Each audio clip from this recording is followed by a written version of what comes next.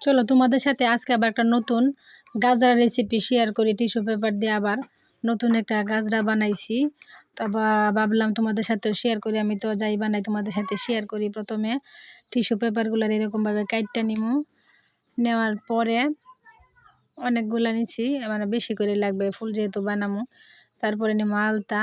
যদি গাঢ় কালার পছন্দ করো তাহলে আলতাটা ডিরেক্ট দিবা, আর যদি মনে করো না আমি হালকা কালারের বানামু তখন তুমি আলতাটা একটু পানি মিশিয়ে দিবা। আমি হালকা কয়টা দিছি কয়টা আর গাঢ় করে দিছি কয়টা। আমি গাজরাটা বানাইলে দেখতে পারবা আমার ফুল কয়টা গাঢ় মানে একদম কড়া কালার আর কয়েকটা হালকা কালারের। টিস্যু পেপারগুলো প্রথমে রং ভিজায় হালতার মধ্যে ভিজায় একটু পাতলা আর একটা টিস্যুর মধ্যে রাখছি যাতে পানিটা শুকায়া যায়। পানিটা শুকায় গেলে আমি হাত দিয়ে মুড়ায় এরকম অনেকগুলো ফুল বানায় রাখছি।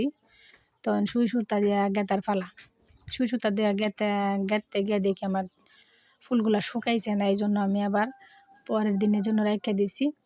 তো আমার পরের দিন আবার যখন শুকায় আসছে তো পরের দিন আবার গেতা শুরু করছি। প্রথম দিন যখন গেতে গেছি তখন ছিঁড়ে যায়। এই যে পরের দিন শুকানোর পরে আবার শুরু করলাম।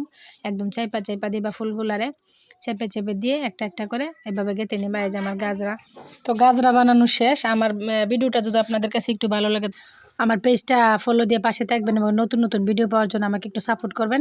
ধন্যবাদ, ভালো থাকবেন সবাই।